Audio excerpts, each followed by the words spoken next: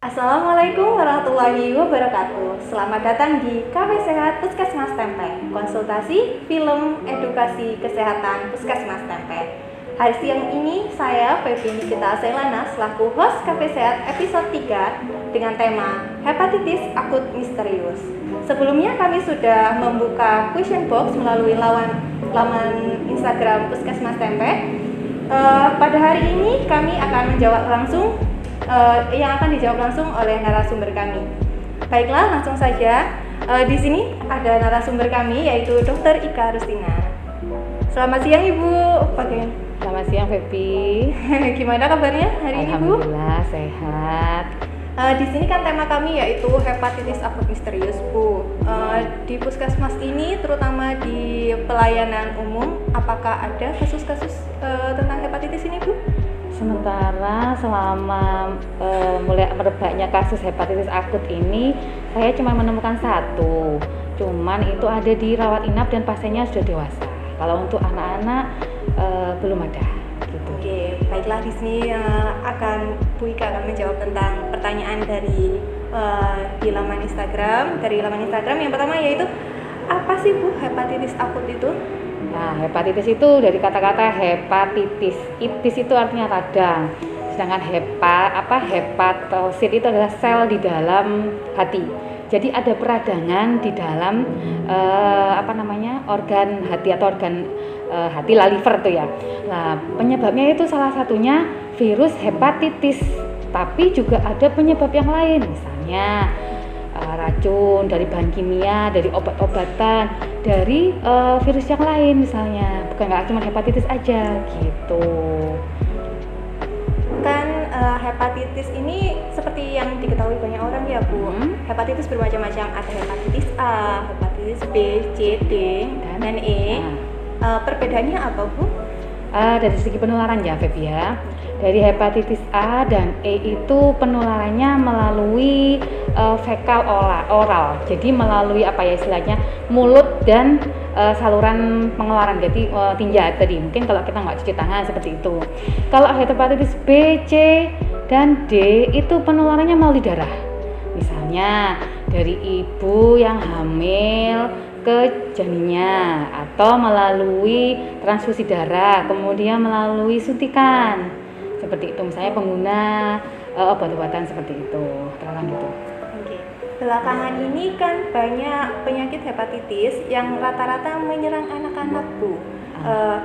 Di sini ada yang bertanya, mengapa hepatitis pada anak dianggap tidak biasa?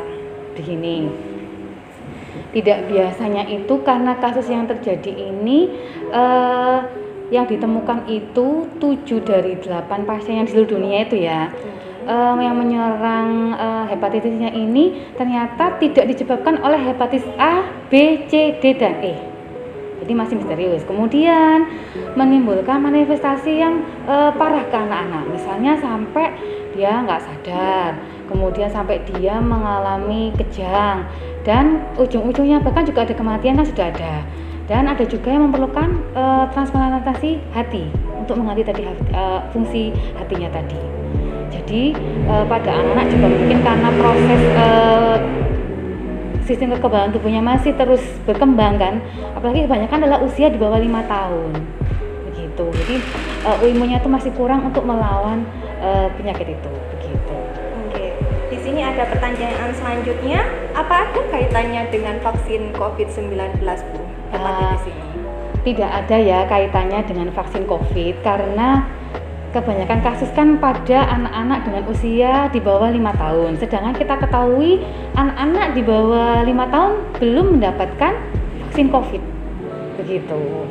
kan sudah diberitahu tadi penyebabnya sampai sekarang belum tahu, bahkan penyebab hepatitis yang A, B, C dan E aja setelah diliti tidak ada dalam penyakit itu gitu loh. Jadi masih misterius, masih terus dilakukan investigasi untuk mengetahui penyebabnya. Jadi mohon para ibu-ibu tidak usah menyimpulkan sebelum kami yang dari tim ahli kesehatan ini menentukan apa penyebabnya itu. Itu kan hanya rumor-rumor aja gitu.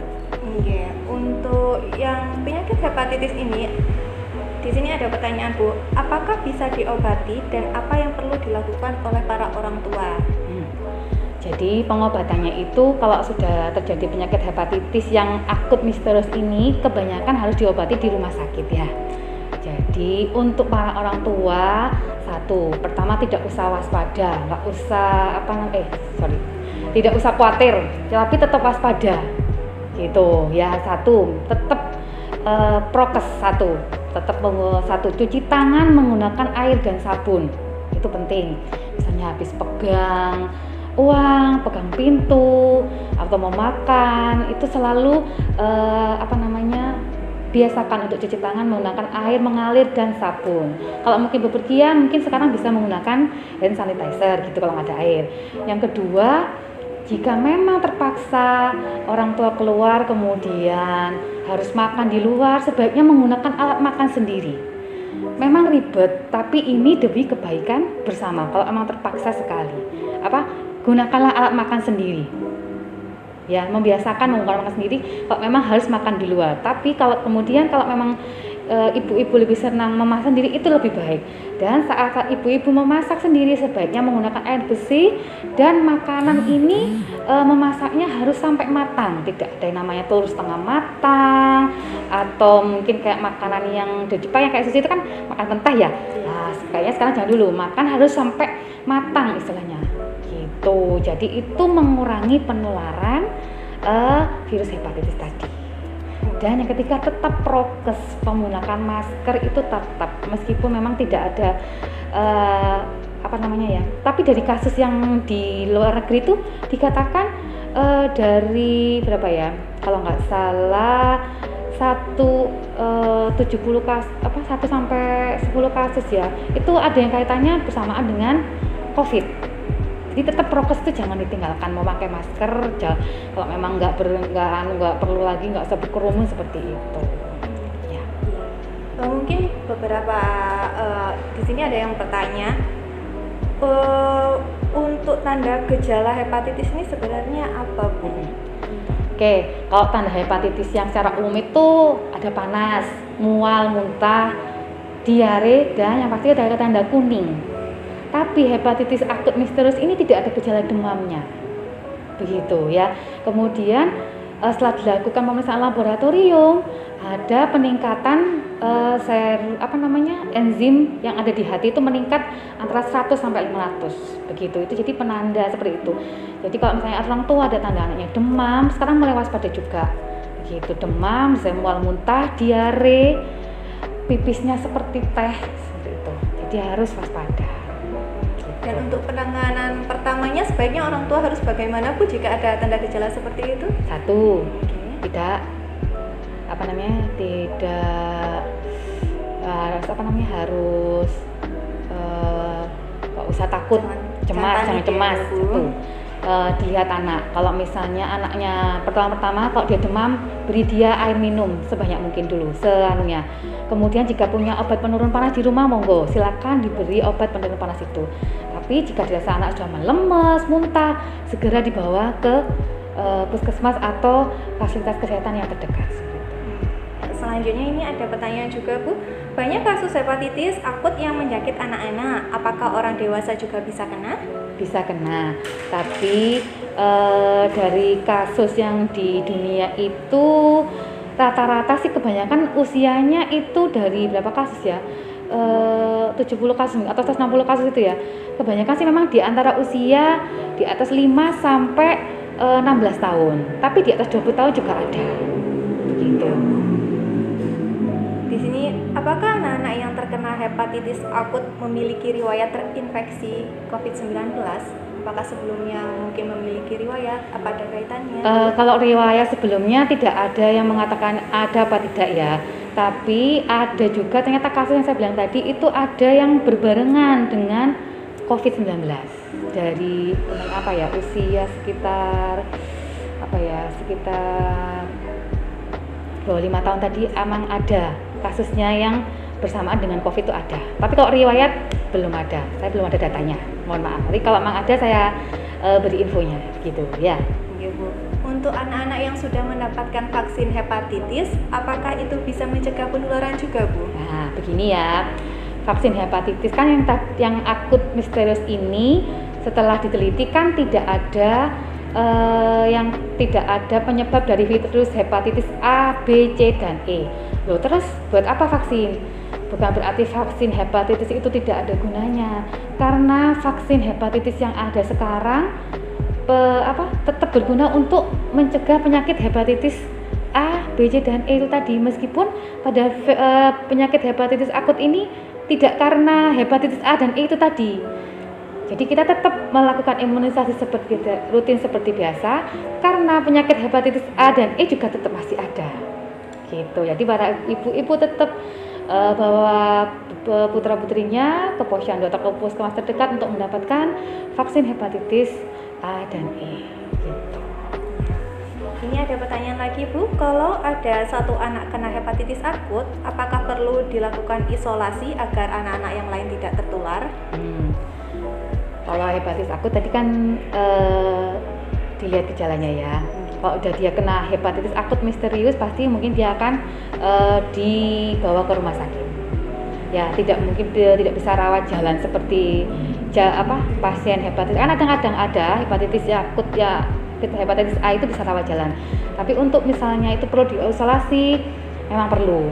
Terutama alat makannya. Kalau misalnya itu hepatitis A misalnya. Tapi kalau hepatitis akut ini untuk diisolasi itu tadi dibawa ke rumah sakit dulu untuk penanganan awal. Otomatis dia akan dipisahkan dengan warga di rumah kan. Gitu. Nah, untuk selanjutnya tetap waspada itu tadi, cuci tangan, bukan untuk diisolasi ya, cuci tangan itu tadi. Begitu, karena penyebabnya belum tahu ini melalui apa gitu ya. Satu lagi Bu, pertanyaan, adakah aktivitas atau makanan yang perlu dihindari bila anak memiliki gejala hepatitis akut misterius ini Bu? Jadi kalau udah sakit itu tadi bukan dihindari ya, para ibu sebaiknya memasak makanan dengan sampai mendidih, tidak ada yang setengah matang, tidak ada yang mentah, dan mencucinya dengan bersih, itu aja. Jadi tidak ada pantangan makanan gitu enggak. Yang penting proses memasaknya itu harus bersih dan matang. Begitu. Ya Bu, demikian pertanyaan terakhir di Cafe Sehat episode 3 kali ini. Mungkin yang terakhir Bu, ada pesan atau untuk sahabat tercinta Puskesmas Tempe mengenai tentang hepatitis akut misterius ini. Silakan. Kepada ibu-ibu atau kepada sahabat-sahabat sehat di Puskesmas Tempe, saran saya mengenai penyakit hepatitis akut misterius ini, para ibu nggak usah khawatir, tapi tetap waspada. Karena yaitu tadi dengan satu, cuci tangan menggunakan air dan sabun, memasak makanannya dengan sampai matang, mencucinya dengan bersih, kemudian tetap prokes. Meskipun kasus COVID di Lumajang sudah menurun, tapi kita tetap prokes selalu begitu. Dan jika ada tanda-tanda putra-putrinya demam atau mual muntah, apalagi disertai tanda-tanda mulai kuning dan pipisnya seperti warna teh, segera dibawa ke fasilitas kesehatan terdekat, mungkin bisa ke Puskesmas Tempe begitu. Terima kasih Dokter Ika atas waktunya siang hari ini. Sama Mbak Febi, terima kasih juga. Demikian Cafe Sehat episode 3 kali ini dengan tema hepatitis akut misterius.